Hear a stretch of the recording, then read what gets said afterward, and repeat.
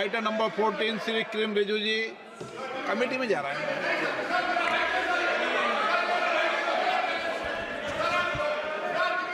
Sir, with your permission, I rise to move for leave to introduce the Mussalman Waqf Repeal Bill 2024.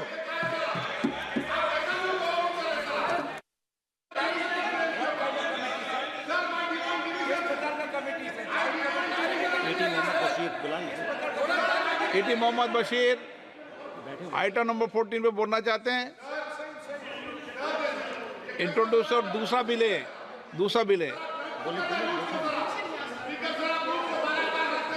छोड़िए sir, अगला लीजिए, next लीजिए।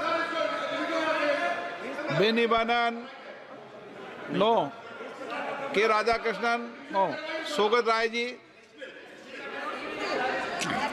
Sir, ये जो bill है मुसलमान वक़्फ़ बिल को वापस लेने का,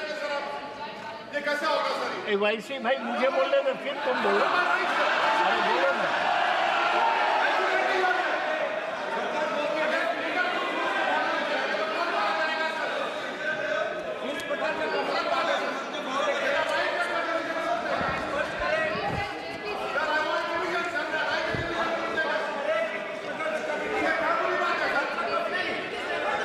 कोई बुरी बात नहीं।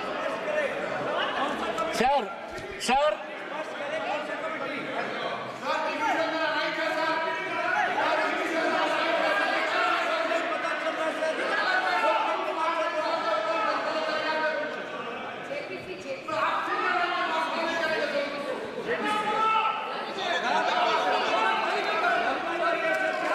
अभी मंत्री जी प्रस्ताव लाएंगे, अभी नहीं, इसके बाद, अभी इनको बोलने के बाद।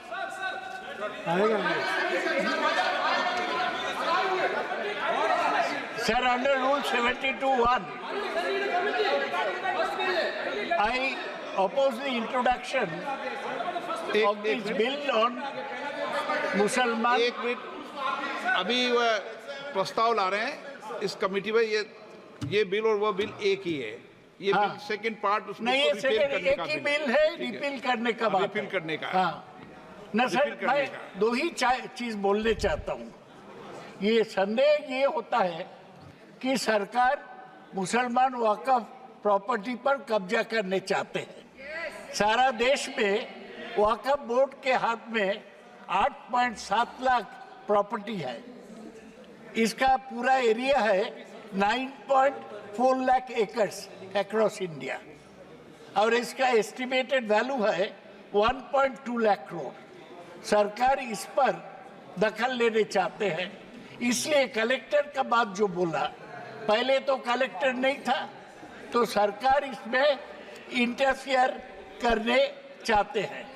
और ये बोलते हैं कि 2 मुस्लिम वीमेन और 2 non Muslim members on the board, ये नॉन मुस्लिम मेंबर बोर्ड में जाएगा तो वक़्फ़ बोर्ड का जो सैंक्टिटी वो खराब हो जाएगा। If it's a Muslim property gifted by a Muslim for the benefit of Muslim, ये नॉन मुस्लिम नहीं होना चाहिए। Sir, it also introduces the district collector as an arbiter to decide if a property is a Waqf or government land. इसलिए ये bill को, मुसलमान Waqf act bill को withdraw करने का जो कोशिश है, मैं उसको पूरा विरोध करता हूँ। किरण रिजिजू 1 घंटा बोला है, हमारे कलीग वाईसी साहब पहले वाला बिल में डिवीजन मांगे हैं, उसको भी मैं पूरा समर्थन करता हूँ। ये बहुत सेंसिटिव बिल है, ये बहुत सेंसिटिव बिल है। इसमें कोई जल्दीबाजी, कोई जबरदस्ती नहीं करना चाहिए। पार्लियामेंट का जो कानून है, आपने चर्चा का मौका दिया, सब लोग बोला, तो अभी डिवीजन चाहते हैं तो डिवीजन कराए, ठीक। इसमें क्या हर्जा हो सकता है? ये पूरा चीज सरकार के हाथ में नहीं जाना चाहिए। ओके। मुसलमानों को मान मैंने जो एक्ट रिपील का मैं मूव किया है, मैंने मूव कर चुके हैं जो 1923 मुसलमान वक्फ एक्ट 1923 को रिपील मैन का, उसको तो रिपील कर ले। ओके, तो मैं इस पे ले लो बताऊंगा, आप। आप जानना चाहते हो तो मैं बताऊंगा आप 2 मिनट बता सर। मैं दो 2 मिनट सर। वो जाने तो ना हाँ, नहीं रिपीलमेंट का रिपीलमेंट भी कमेटी में जाएगा, इसमें क्यों डर रहे हैं? ये सर रिपीलमेंट का ये है सर, मुसलमान वक्फ एक्ट तो कौन सा एक सर, द मुसलमान वक्फ act 1923 was brought into force on 5th August 1923 and applied to the whole of then British India। सुनिए, क्यों वो कानून स्टैट्यूट बुक में रहना ही नहीं चाहिए था, इतना साल रहा, रिपील करना चाहिए ना, including British Baluchistan and Santhal Parganas. उस समय का जुरिस्डिक्शन मैं बता रहा हूं। The Waqf Act 1954, which enacted the laws of Waqf for the first time in independent India, provides White Section 69, Clause 1, Subclause 5, that the Mussalman Waqf Act 1923 does not apply to any Waqf governed by the 1954 Act.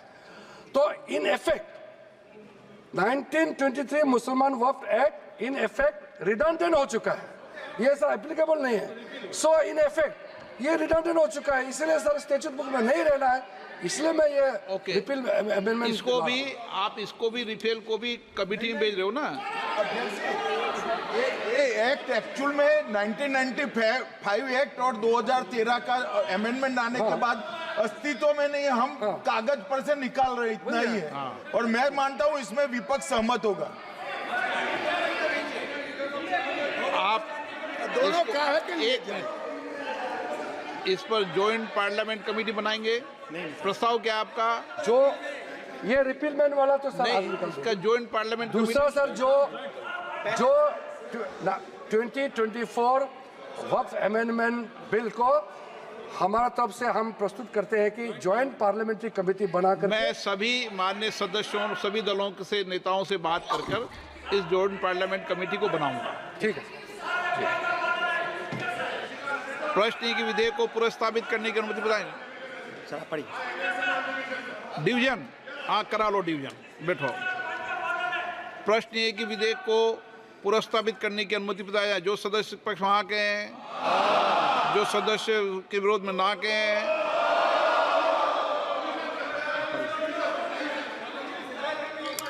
चलो, point of order. मैं bill को प्रस्तावित करता हूँ।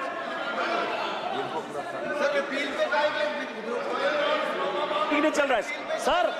67 ये कहता है sir कि यदि 2 आइडेंटिकल बिल एक साथ हैं तो एक बिल को जो है सरकार वापस ले सकती है, ये रूल कहता है। इसमें कौन सा डिवीजन का बात है सर? आपका जो रूल है ये कह रहा है दोनों आइडेंटिकल बिल है। ये 1923 का बिल है जिसको कि हटा के ये वक्फ एक्ट 95 को लाया जा रहा है, दोनों बिल एक है, यही तो रूल कह रहा है सर। जी अच्छा, आप बोल रहे हैं। Demand a division, sir. This is my right. I want a division, sir. Please. आपका राइट तो है, लेकिन राइट जो है इस पे कैसे राइट बनेगा आपका? सर हम तो शुरू से बोल रहे हैं डिवीजन। शुरू से तो बोल तो रहे हैं। आप ही नहीं सुने तो मैं क्या करूं सर? नहीं, मेरा तो राइट है, हम तो आप ना, स्पीकर ना। नहीं सुने तो कैसा होगा सर? ना। मैं तो शुरू से बोल रहा हूं डिवीजन करवाइए, डिवीजन करवाइए। नो। प्रश्न है कि विधेयक को पुनर्स्थापित करने की अनुमति प्रदान की जाए। जो सदस्य के पक्ष में हाँ के, जो सदस्य विरोध में ना के। मेरे विचार में निर्णय हाँ वालों के पक्ष में हाँ वालों के अनुमति प्रदान की तो माननीय विधेयक को पुनर्स्थापित करें। I introduce the bill sir. माननीय सदस्य नियम 377 के अधीन मामलों को सभा पटल पर रखा जाए। जो सदस्य 377 के अधीन मामलों को सभा पटल पर रखना चाहते हैं वे सभा पटल पर रख सकते हैं। आइटम नंबर 16 भारतीय वायु